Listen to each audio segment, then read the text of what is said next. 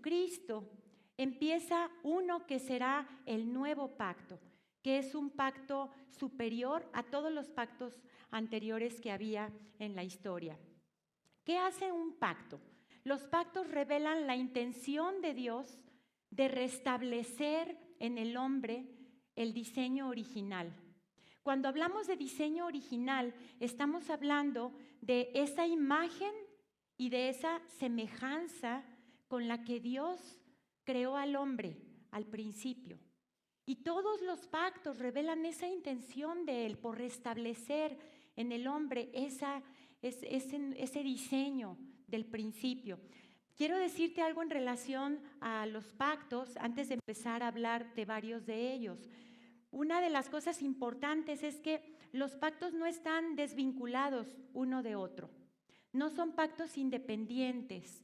Todos los pactos son progresivos y en cada pacto Dios va revelando cosas y confirmando cosas del pacto anterior. Entonces, hay una secuencia a través de las cuales Dios está comunicando algo. Vamos a hablar un poquito del origen de la palabra pacto. Y si nos vamos al hebreo, la palabra pacto viene del hebreo berit, que significa cortar o partir. Por ahí encontramos la primera vez que aparece la palabra pacto en el Génesis. Habla de que Dios dividió el cielo y la tierra, separó el cielo y la tierra. Entonces ahí encontramos berit, pacto.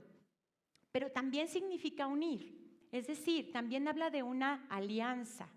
Entonces, cuando hablamos de pacto desde esta definición, estamos hablando de un acuerdo que puede ser ya sea bilateral o unilateral. Cuando es bilateral, significa que en el pacto hay dos partes que tienen que hacer algo al respecto para que se selle ese acuerdo. Cuando es unilateral, en el pacto, el que va a hacer el pacto hace el acuerdo y está obligado consigo mismo a cumplirlo independientemente de lo que la otra parte haga o no.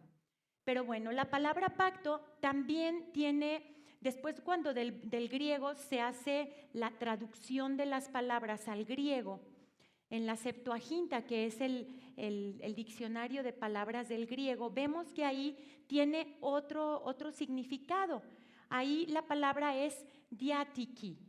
Y diatiki significa última voluntad y último testamento.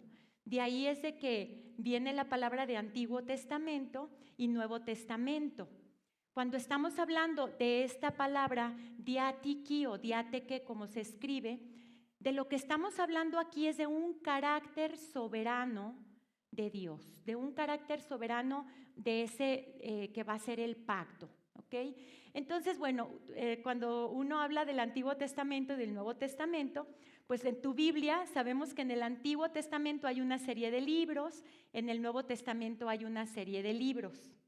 Pero entonces, ¿qué tiene que ver la palabra testamento con la palabra pacto? ¿Son sinónimos o es lo mismo? ¿Por qué se habla de Antiguo Pacto, de Nuevo Pacto, de Antiguo Testamento, de Nuevo Testamento? Te explico rápidamente. En el testamento, la diferencia con el pacto es que para que un testamento pueda hacerse vigente y pueda hacerse irrevocable, el testador tiene que morir. Si no, no se puede hacer válido ese testamento. Y en el pacto, la diferencia es que el pacto es vigente desde el principio. El pacto es vigente desde el momento en el que se pactó o se generó. Entonces, vamos, esta es una prédica en la que el Espíritu Santo nos quiere enseñar cosas, no para llenarnos de conocimientos, sino porque nos quiere revelar algo, ¿ok? Entonces, déjenme hablarles un poquito de dos grandes pactos que son muy representativos en la palabra de Dios. Vamos a empezar hablando del pacto de obras. ¿Cuál es el pacto de obras? Ese pacto Dios lo hace con Adán en el Edén. También se le llama pacto edénico. Y es un pacto que es un pacto bilateral porque Dios tenía que hacer cosas, pero Adán tenía que hacer cosas también. Y además es un pacto condicional. Aquí apareció otra palabra interesante, condicional o condicionado. ¿Por qué? Porque si el otro no cumplía con las condiciones, pues entonces el pacto se desbarataba, ¿verdad? Entonces, si tú recuerdas, en Génesis 1:28, Dios le establece esas condiciones a Adán, le dice multiplica, fructifica, llena la tierra, sojuzga, señorea. Y luego en Génesis 2:17 vemos cómo Dios le da otra orden y le dice, oye, puedes hacer lo que quieras en el huerto.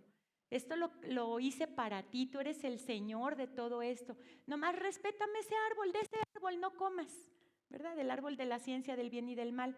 Y vemos cómo Adán decide salirse del gobierno de Dios, de la cobertura de Dios. Todo eso nos lo hablaba Diego la semana pasada y ahorita solamente es como para darte un contexto de ese primer pacto que hubo en el Edén y que fue un pacto de obras. Las obras que Adán hizo no permitieron que el pacto tuviera vigencia, entonces el hombre se separó de Dios y ahí fue cuando entonces se vino el desorden, ¿verdad? En ese momento, si tú te vas a Génesis 3:15, Dios le está recordando a Satanás un pacto que él había hecho desde el principio con Jesucristo. Y fíjate cómo en ese momento, cuando le dice, y pondré enemistad, no vayas allá, pero dice, pondré enemistad entre ti y la mujer, entre tu simiente y la simiente suya, ahí ¿de quién estaba hablando ya? Estaba hablando de Cristo, de cómo Dios hizo un pacto con Cristo desde antes de la caída de Adán. Quiere decir que cuando Adán transgredió esas órdenes, Dios no se sacó de la manga un pacto de gracia como para remendar algo. No fue un plan B. El pacto de gracia estaba desde el principio de los tiempos. Y ese pacto lo hizo Dios con Jesucristo y nosotros fuimos incluidos como beneficiarios en ese pacto. Entonces, ¿qué es lo que está pasando aquí? Aquí viene una revelación bien fuerte y bien importante. Que Dios habla de Jesucristo como el pacto. Si tú recuerdas esa cita en Isaías, en el 42:6, ahí está el profeta hablando de lo que Dios estaba diciendo de Jesús de Cristo, y le estaba diciendo, yo te pondré por pacto. Quiere decir que este pacto de gracia existió desde siempre, ¿verdad?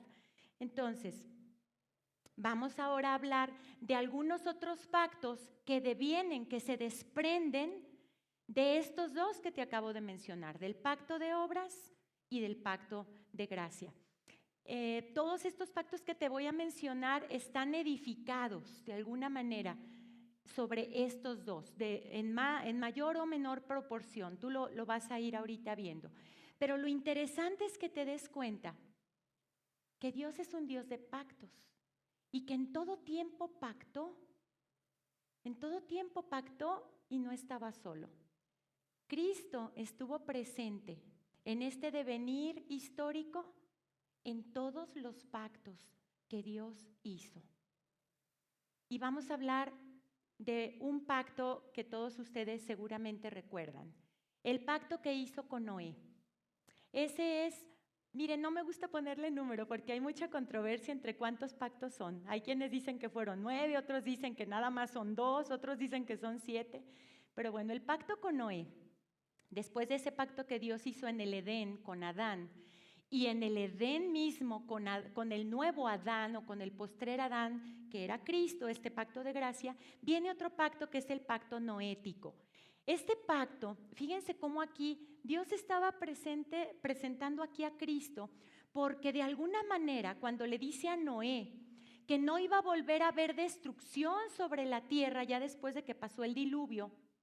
Dios está dando ahí la introducción de Cristo, porque Cristo iba a venir muchas generaciones después de todo ese linaje. Entonces, a partir de ahí Dios está preservando la estabilidad de la naturaleza, de la tierra. Está diciéndole a Noé que ya no haya muerte del hombre por el hombre, porque Él está cuidando su simiente, que es Cristo, y que iba a venir después. Luego después viene otro pacto, y es el pacto abrámico, el pacto que hace con Abraham. Con Abraham es uno de los pactos que más nos motivan, ¿verdad? Que más nos inspiran. Porque fíjate, y estas cosas que le decía Abraham te las dice a ti. Por ejemplo, cuando le dice en Génesis 12, todo lo que le promete, le dice, yo te daré una gran nación.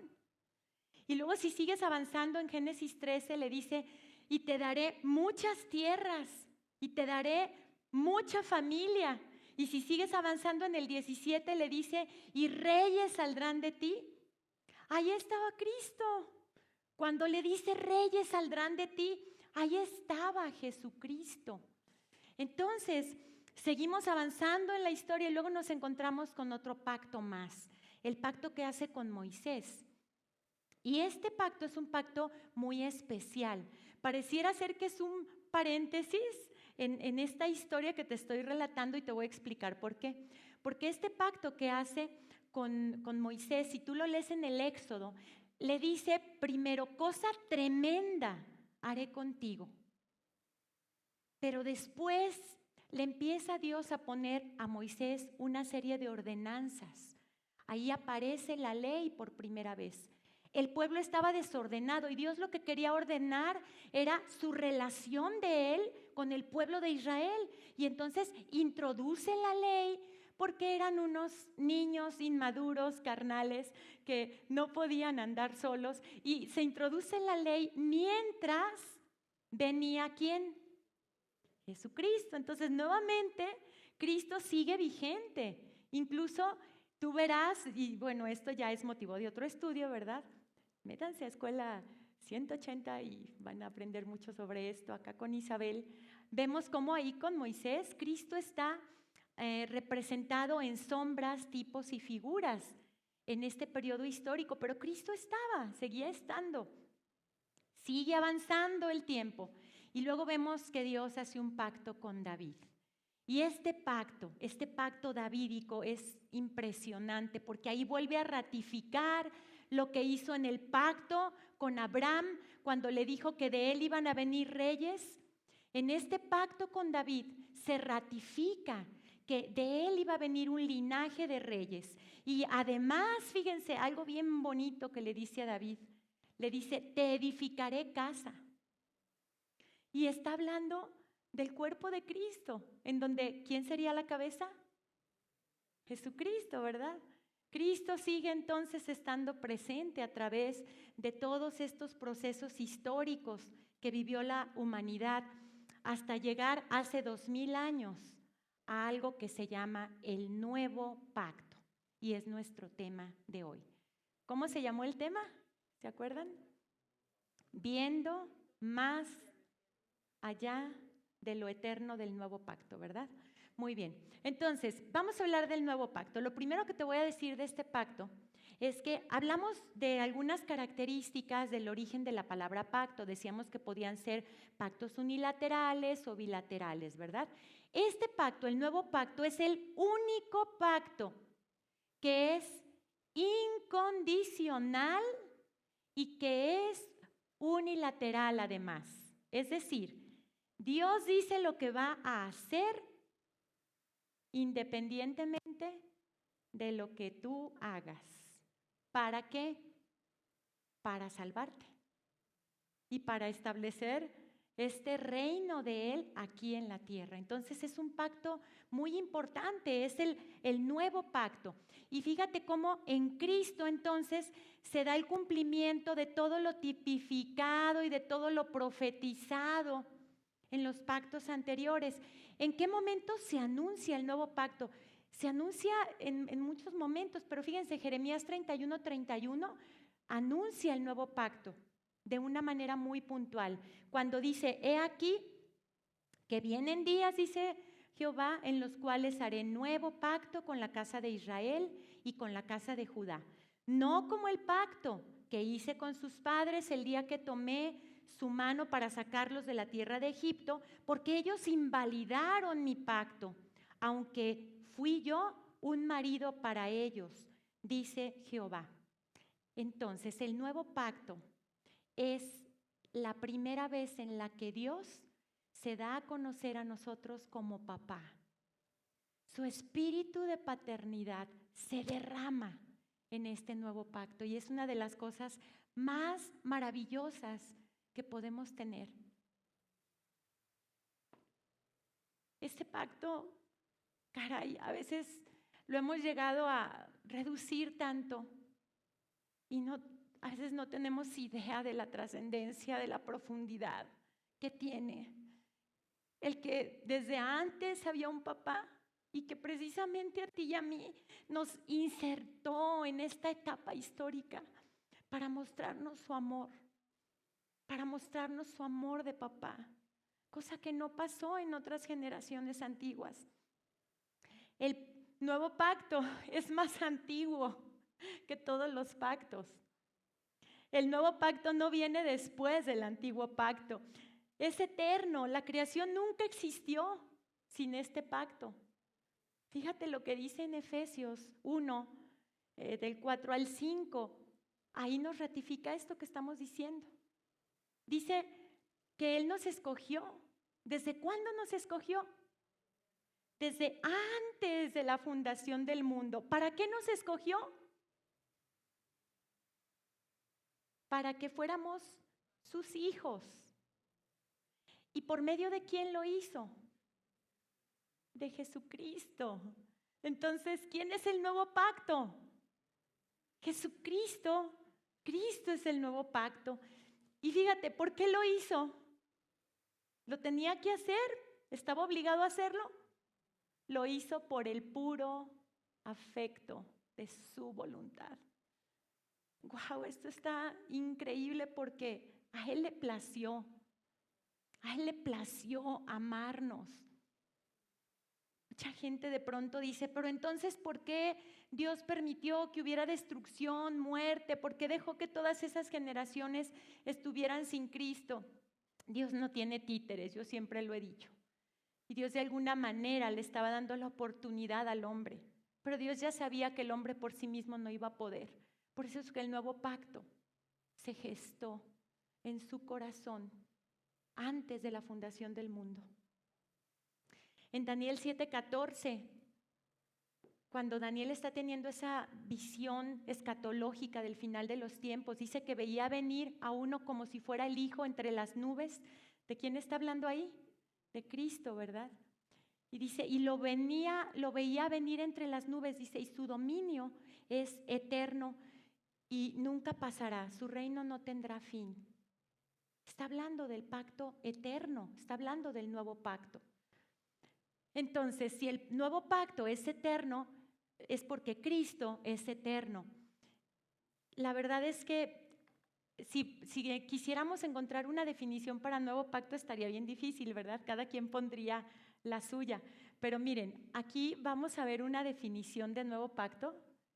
Es una propuesta de definición de nuevo pacto. Y dice, el propósito de Dios de crear a los seres humanos y transformarlos a partir de su condición pecaminosa para convertirlos en la imagen de su Hijo, darles vida eterna y establecer el orden de su reino aquí en la tierra. En otras palabras, nuevo pacto.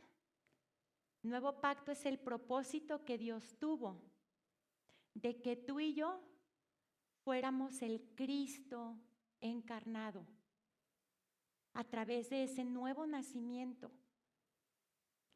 No solamente para darnos la salvación, sino para poder establecer el orden que se perdió. ¿Cuál orden? El de la vida del cielo, pero aquí, en la tierra. ¿Qué necesitamos entonces para nosotros estar incluidos en el nuevo pacto? No necesitamos hacer nada. Diego la semana pasada nos explicó mucho sobre eso. Yo digo que esta es como una especie de continuación de la prédica que dio Diego la semana pasada. Pero realmente lo único que necesitamos es dejarnos moldear por el alfarero. Él nos está perfeccionando. Fíjate lo que dice en Efesios 2:10. Te la voy a leer en la traducción de la Biblia latinoamericana. Dice, lo que somos es obra de Dios. Hemos sido creados en Cristo Jesús con miras a. A ver, aquí me voy a detener. Cuando dice con miras a, ¿de qué está hablando? Que estas dos palabritas o tres, con miras ¿a qué te suena? ¿Ok? Que va a haber algo, ¿verdad? Después. Entonces fuimos creados con el propósito de o para la consecuencia de. Y luego ahí sigue hablando. Dice, ¿de qué? De las buenas obras que Dios dispuso de antemano para que nos ocupáramos en ellas. Las buenas obras que Dios dispuso de antemano para que nos ocupáramos en ellas. No está hablando de un pacto de obras. Está hablando de obras espirituales alineadas a Él, alineadas a su espíritu, reveladas desde su corazón, desde su conciencia a nosotros, para que andemos en ellas. Y entonces lo que nos está diciendo es, quiero que sean mis embajadores. Quiero que sean mis embajadores. ¿Qué hace un embajador? ¿Cuál es el trabajo de un embajador? Representar una nación en otra nación. Por lo tanto, nosotros, ¿qué ciudadanía estamos representando? La del cielo. Entonces, las obras que salgan de cada hijo de Dios tienen que representar ese reino. ¿Por qué? Bueno, pues porque de alguna manera esto es la chamba de un embajador, dar un buen testimonio de ese lugar que está representando. Imagínate un caso, ¿no? De que en un universo paralelo, un tú, que no eres el tú que está aquí sentado, va así en su carro a 1000 por hora, pitando y enojado. Bueno, te dije que en un universo alterno, no eres tú. Y de pronto te le cierras a uno, lo rebasas por la izquierda y te le cierras, y en un alto te alcanza y todavía por la ventana, no, quién sabe qué decías, ¿verdad? Y pues lo que pasa es que tú ibas apurado porque tenías que llegar a un lugar a presentar una propuesta con un cliente potencial. Y pues ya llegas finalmente a ese lugar de tu cita y te dicen, ay, siéntese, no se preocupe, fulanito de tal todavía no llega, usted siéntese y espérelo. Y tú, tanto. Y a la hora que llega el fulanito de tal, pues es al que te le cerraste y le recordaste a sus progenitores. Caray, entonces todo lo que tú puedas hablar de las bondades de tu proyecto, del servicio que quieres ofrecer, y luego era un proyecto para mejorar el servicio de sus sucursales. ¡Ay! No, pues ya ahora sí que el testimonio que diste gritó más fuerte que cualquier cosa que tú pudieras decir en esa entrevista. Es más, ya así como que, ¡ay, creo que me tengo que ir!, ¿verdad? Dije en un universo alterno porque esa creación ya se murió. Ya, expiró, gracias a Dios. Entonces, bueno, ¿para qué estamos aquí? Fíjense, estamos aquí, decíamos en esta cita, para mostrar esas obras. Vamos a una cita en Primera de Corintios 3:13 y la vamos a leer en la Biblia del lenguaje sencillo. Vamos a analizar un poquito aquí algunas cosas. Dice, pero cuando llegue el fin del mundo, Dios pondrá a prueba, y fíjense lo que dice ahí, lo que cada uno enseñó. Ay, Maru, gracias a Dios que yo no soy maestro. Gracias a Dios que yo no me dedico a enseñar. ¿Qué es lo que más enseña de una persona? Su conducta, ¿verdad? Dicen que el ejemplo habla más fuerte que las palabras. Dice aquí, Dios pondrá a prueba lo que cada uno enseñó. Y luego dice, será como probar con fuego los materiales que usamos para la construcción. Si lo que uno enseñó resulta ser como un material que no se quema, recibirá un premio. En el cielo va a haber galardones, ¿verdad? Todos lo sabemos. Pero dice, en cambio, si es como un material que se quema, perderá todo, aunque él mismo se salvará, así como si escapara del fuego. ¿Qué pasa entonces si con nuestra vida misma no testificamos y no somos esos embajadores que representan este nuevo pacto? ¿Nos vamos a ir al infierno? No, aquí no habla de perder la salvación, pero nos vamos a perder de algo bien importante.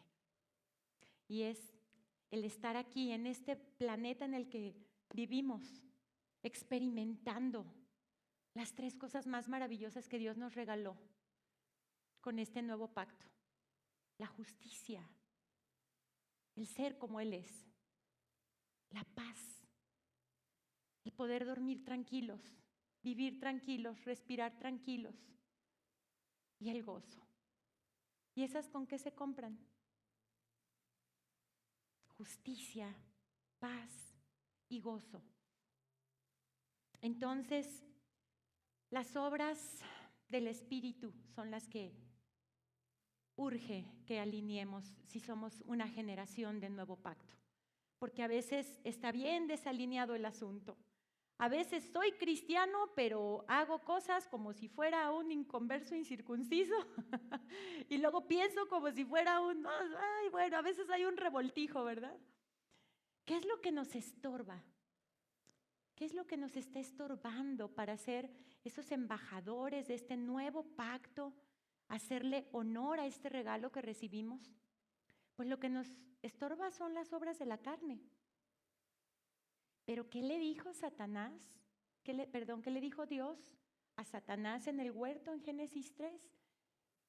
¿Qué le sentenció cuando esa guerra de simientes en el Edén entre la mujer y la serpiente? ¿Qué le dice?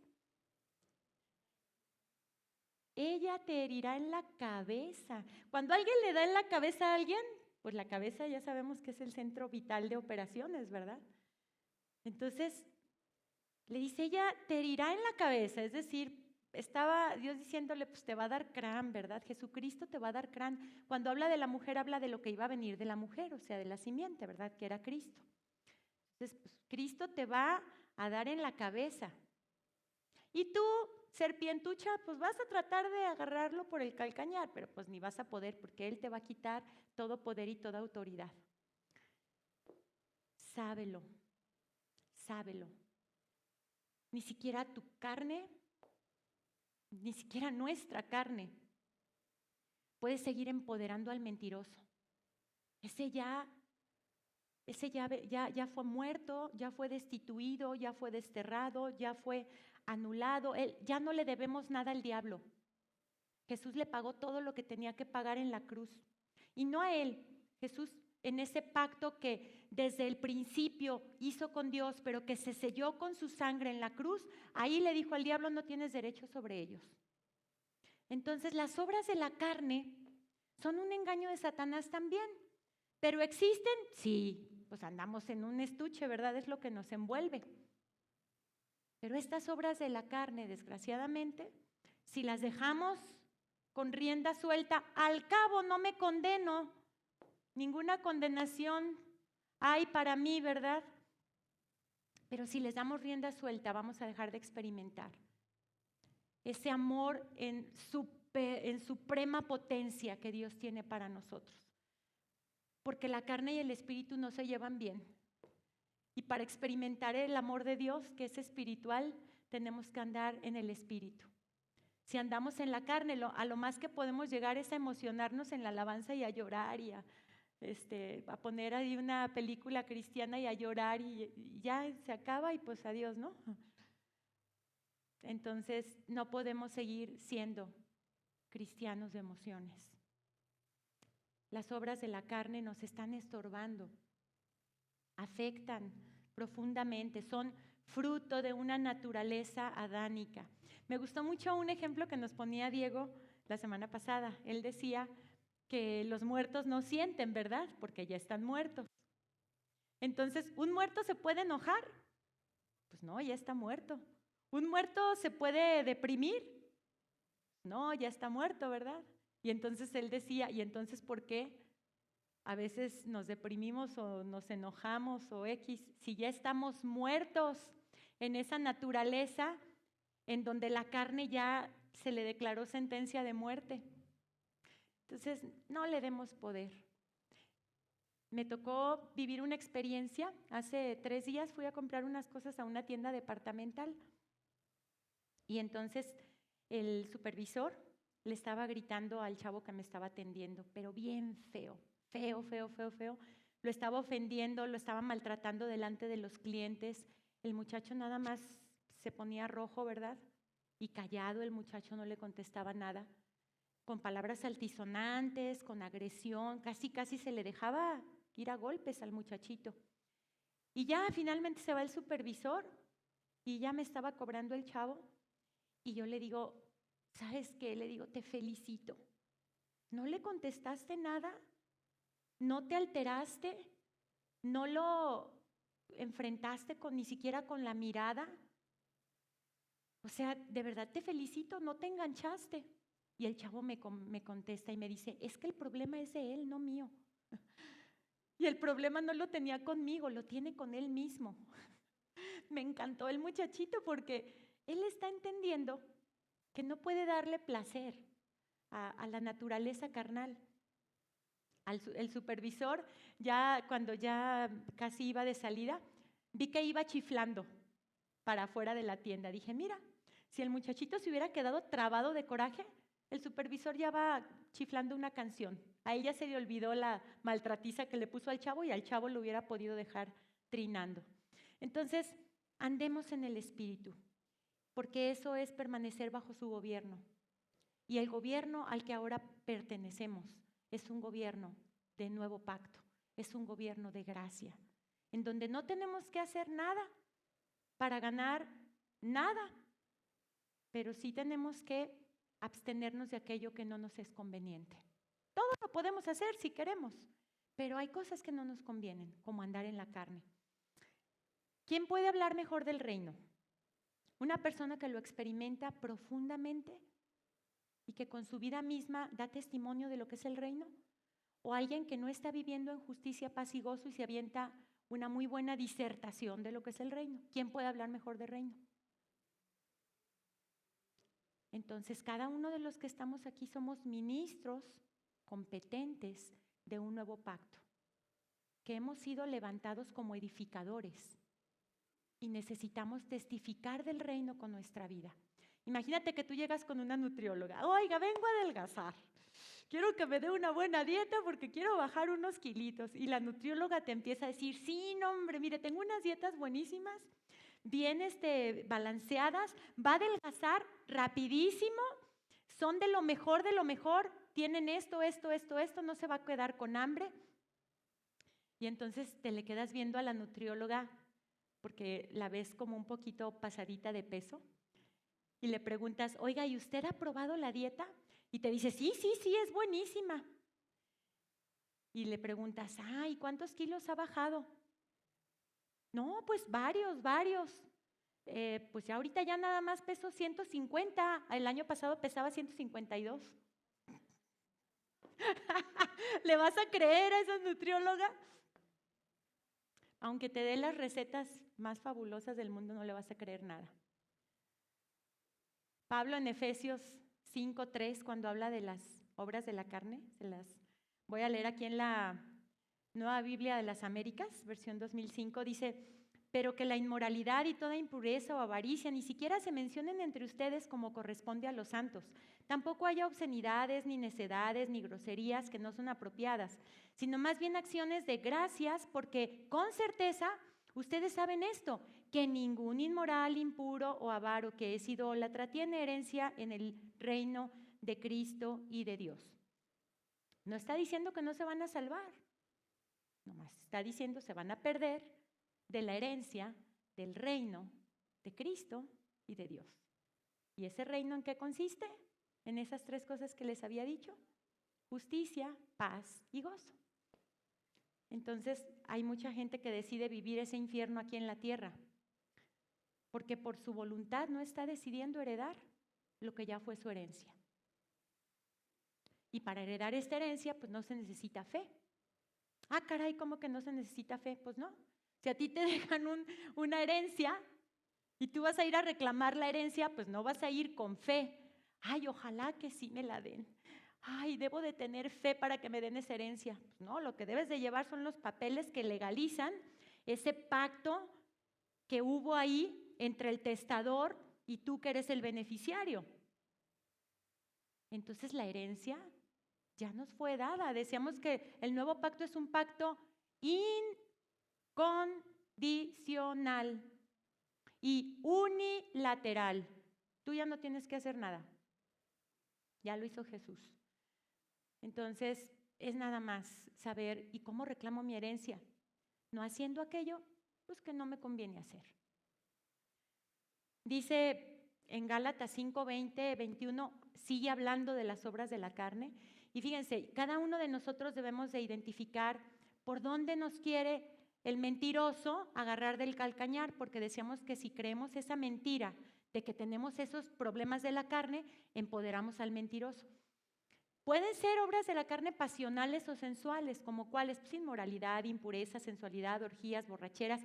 Eso es todo lo que controla o quiere llegar a controlar nuestros actos y tiene que ver con impulsos hormonales, impulsos psicológicos, impulsos carnales. Pero también hay otro grupo de obras de la carne, porque a la carne también le gusta ser bien espiritual a su manera. Y son las obras de la carne espirituales: idolatría, hechicerías, herejías, que son conceptos erróneos de Dios. Y finalmente está otro grupo de obras de la carne, que son las relacionales. A veces en las otras 10 y nota, ¿verdad? Y en las relacionales hay enemistades, pleitos, celos, enojos, rivalidades, disensiones, envidias, cosas semejantes, bla, bla, bla, bla, bla. Entonces, bueno, hay un testimonio muy bueno de una mujer que me ha impactado en estos últimos días, porque está circulando en redes sociales todo lo que esta mujer hizo. Y se trata de Angela Merkel. ¿Quién ha oído hablar de ella? Haga así su mano. Bueno, muchos de nosotros. Ahorita no vamos a hablar de partidos políticos, porque esto no tiene que ver con un partido político, tiene que ver con que ella es una embajadora del cielo en esta tierra.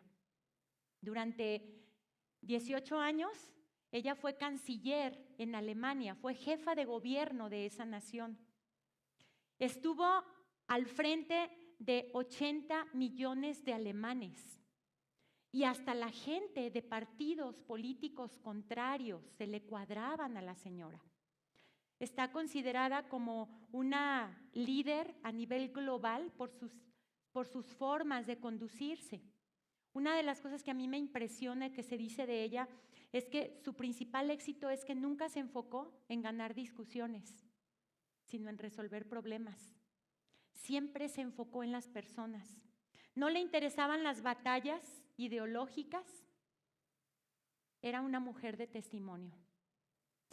La revelación de Cristo es para transformarnos a su imagen y a su semejanza, y no para llenarnos de datos informativos. Quiero leerles algo que me impactó, algo que llevó en alto a Angela Merkel y que dejó en claro quién era y a dónde iba. Dice: siempre haré las cosas como a Dios agradan, porque le temo y porque le sirvo con todos mis bienes y con todo mi corazón, porque desde hace muchos años le abrí mi vida y mi corazón a Jesucristo, y desde entonces soy cristiana, no solo de palabra, sino sobre todo de hechos. Y quiero cerrar con esta cita en Jeremías 1:11. La palabra de Jehová vino a mí diciendo: ¿qué ves tú, Jeremías? Y dije: veo una vara de almendro. Y me dijo Jehová: bien has visto, porque yo apresuro mi palabra para ponerla por obra. Dios está buscando una generación que vea lo que ve Él, que sea lo que es Él y que haga las obras que hace Él. Dios te está buscando a ti.